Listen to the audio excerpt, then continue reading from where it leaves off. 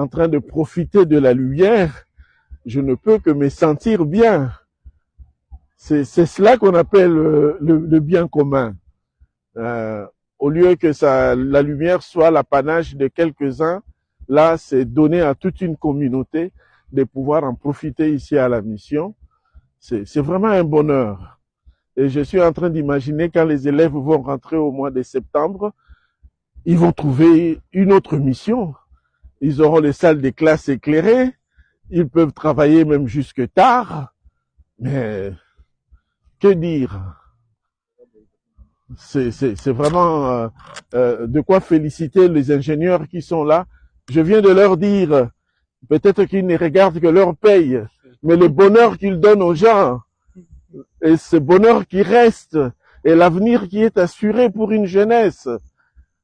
À l'hôpital, on opérait des gens ici avec des lampes, des petites lampes, des lampes torches, hein, des bougies. Et maintenant, avec ça, un médecin peut faire son travail tranquillement. Mais c'est formidable ça. Mbote na beno. Ya beno même on a lumière ya yoke mbote umbi. Mbasi beno ta baby ça yo. Vert. Merci.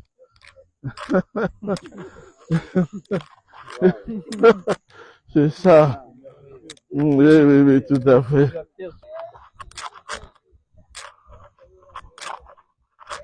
C'est allé jusqu'au terrain de foot là-bas? Oui. On n'a pas encore aussi fini. Il y a encore des lampadaires qui sont encore là. Non, juste après vous, l'hôpital est déjà connecté. Ah oui, parce que j'allais protester là. Juste après vous, je pense. On nous a envoyé. Bien. TikTok on a beno yonso. Ah, mais voilà, merci hein. Merci les mamans.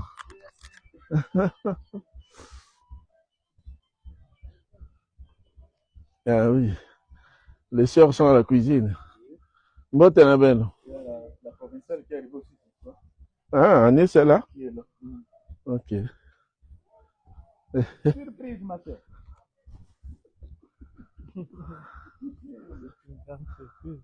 Alors, ma soeur Agnès, la mission de Mouilambongo, mieux éclairée que la 12e rue. Oui, merci. Hein? Merci. Donc ici, on aura le courant 24 heures sur 24. Hein? Pas de délestage. non. On a vu plus Giovanni qui écoute, pas ça qui écoute, j'avais vu avec Kakobo là. Oui. Ils ont fait une semaine, une semaine, pas de courant. Mais même à la 12e rue, vous n'aurez pas la qualité de courant qu'elles auront ici. Alors, je venais d'échanger avec la sœur Bwambisi. Elle me dit, petite ici, pour étudier, la sœur venait avec des lampes Coleman, hein, pour donner la lumière aux élèves. Et dans le dortoir, c'était avec des lampes à pétrole qu'elles étudiaient. Imaginez maintenant. Quel changement. Quel changement. Merci beaucoup, hein. Quel changement.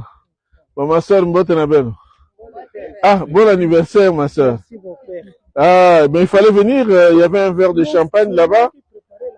Ah, mais il fallait venir. Ma soeur, vous allez bien? Oui, ça va. Ah, ben voilà. Maintenant, vous avez la lumière. Que la lumière soit et la lumière fût. Voilà. Merci beaucoup. Je suis très, très heureux pour vous. Merci. Très, très heureux pour vous. Vous allez demander des nouvelles de temps en temps à la provinciale si elle a du courant à la 12e rue. Vous en aurez 24 heures sur 24.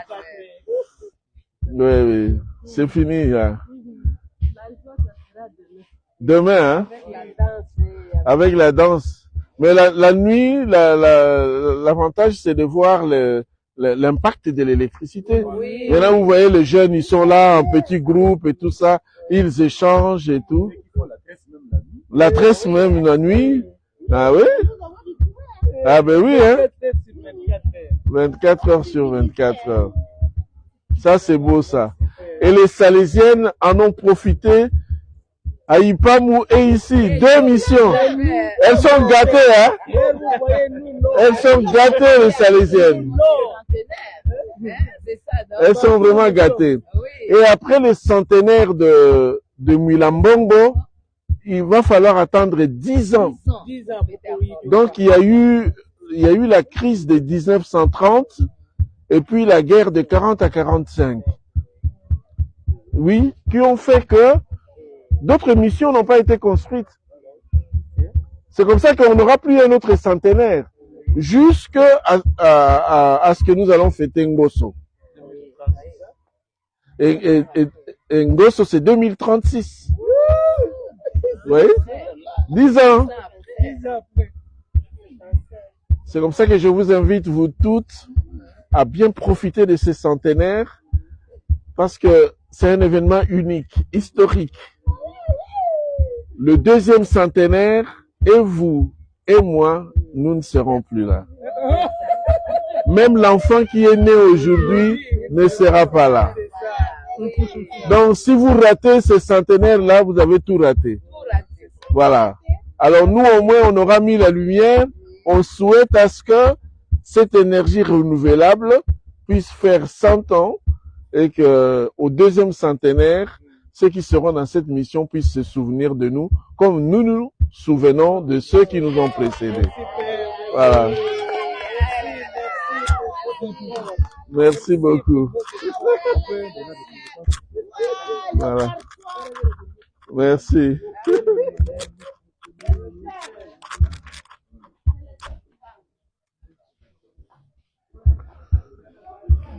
Et pour développer un pays comme le Congo, il faut qu'il y ait une cohésion nationale. On ne peut pas diriger ce pays dans la division. On ne peut le diriger que dans la cohésion. Et donc j'avais tendu les bras à tous ceux qui voulaient venir comme compatriotes pour le dialogue. Une autre occasion que nous offrons pour provoquer cette cohésion nationale. Voilà pourquoi il y a ce dialogue.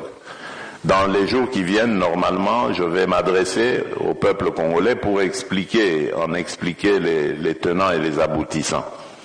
Mais d'ores et déjà, je peux vous dire que ce dialogue ne ressemblera en rien à tout ce qu'il y a eu comme dialogue dans notre pays. Bonjour à tous et merci beaucoup encore d'être présents à notre chaîne. Aujourd'hui, nous sommes lundi, le 17 août 2026. Nous allons vous parler de la réussite ou de l'échec du dialogue. Déjà, à partir du Gabon, le président de la République a fait une grande déclaration. Il a dit que bientôt, il va convoquer les dialogues, mais seulement, ça sera différent des autres dialogues qui se sont passés par le passé.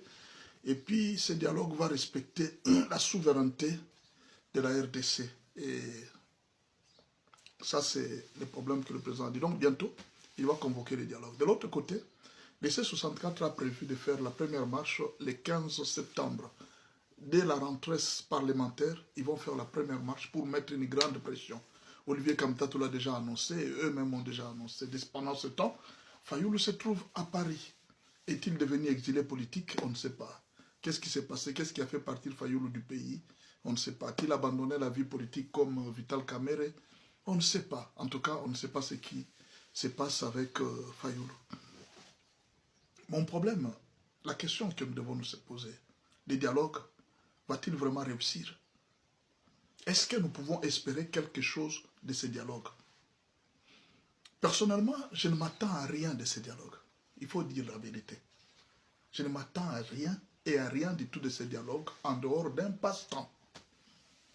Vous allez me dire, mais pourquoi je peux dire ça? Donc je n'aime pas la réconciliation. Non. La difficulté du dialogue, c'est lequel? Ce dialogue que vous voyez a 5 problèmes.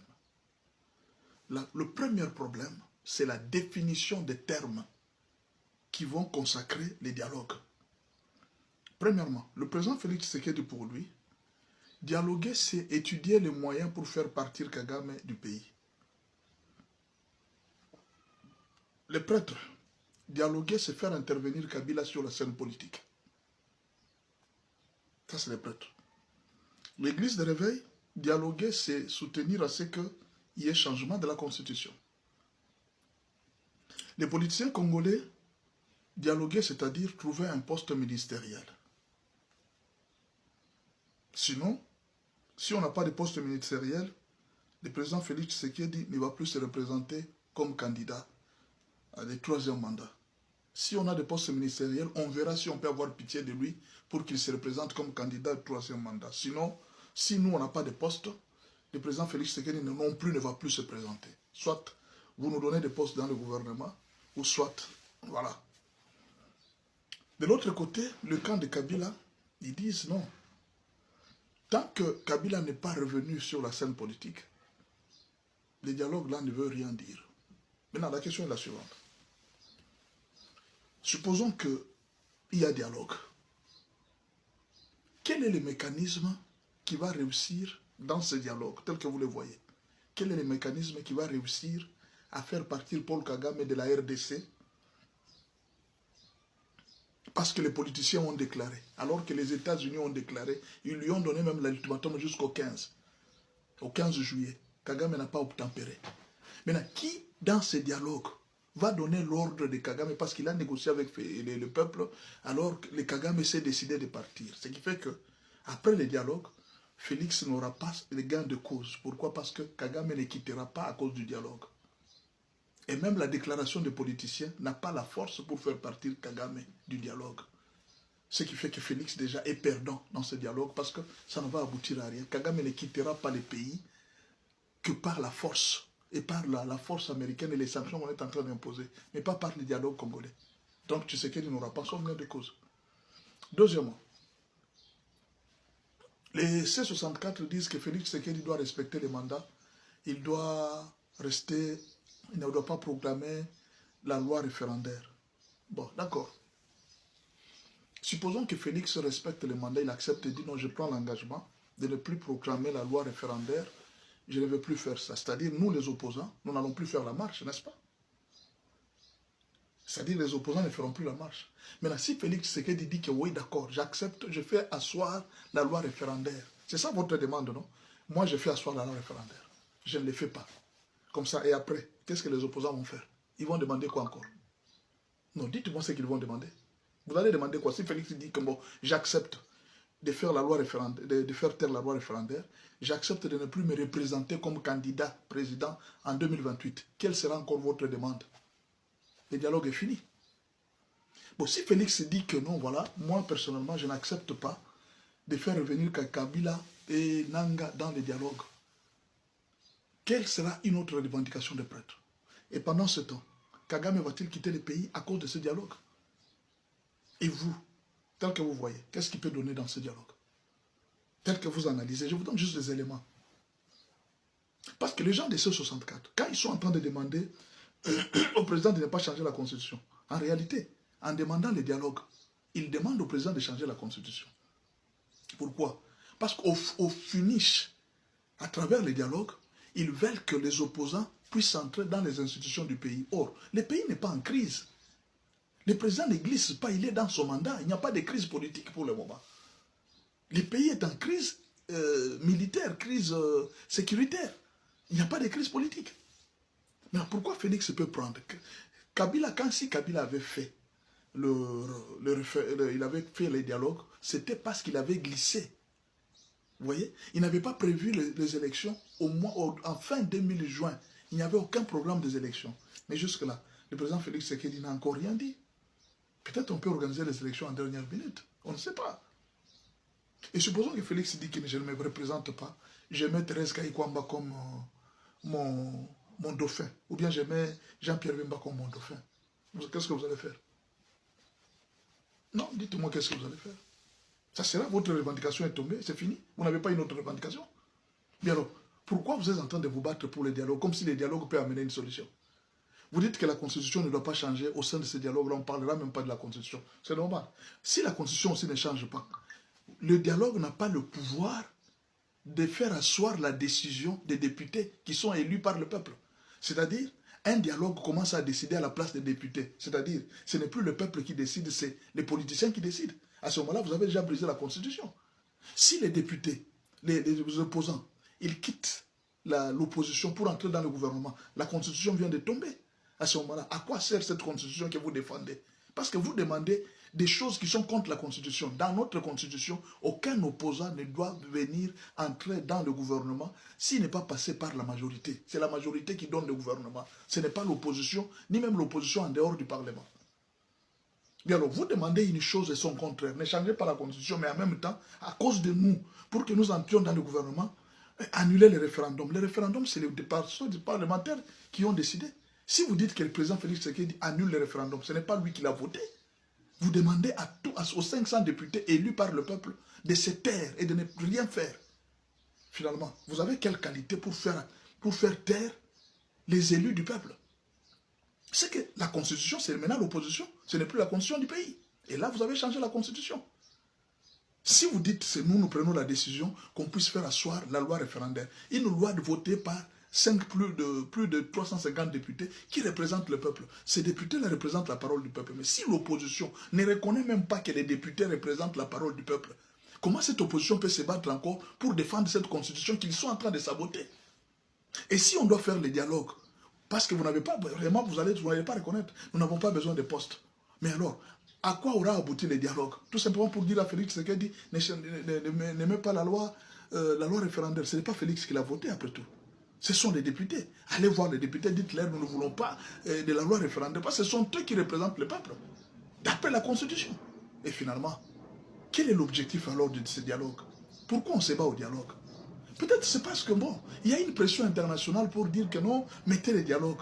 Mais sinon, si tout le monde se bat pour que Kabila, si les dialogues, moi personnellement, ce que je peux conseiller au président Félix Tshisekedi, au lieu de faire tous ces débats-là, les dialogues, tout ce que les gens sont en train de chercher, c'est peut-être la rencontre entre toi et Kabila. Alors pourquoi ne pas seulement faire directement la rencontre entre... Au lieu de faire passer le temps pour rien, les gens vont venir perdien, commencent à manger l'argent, et celui-ci demande, il faut qu'on nous paye pour le dialogue, et ça sera toujours comme ça. Au finish, il n'y aura rien, il n'y aura aucun résultat. Parce que Kagame ne quittera pas le pays. Et même si aujourd'hui on dit que non, que Kabila vienne, et Kabila a le pouvoir de dire à Kagame de partir, là où Trump a dit que Kagame ne part pas, Kabila aura le pouvoir de dire à Kagame, arrête la guerre. Donc dans tout ça là, dans le dialogue, c'est Félix qui sera perdant, parce qu'il va hypothéquer son mandat alors qu'il a raison. Merci. Je vous invite à vous réveiller de votre torpeur.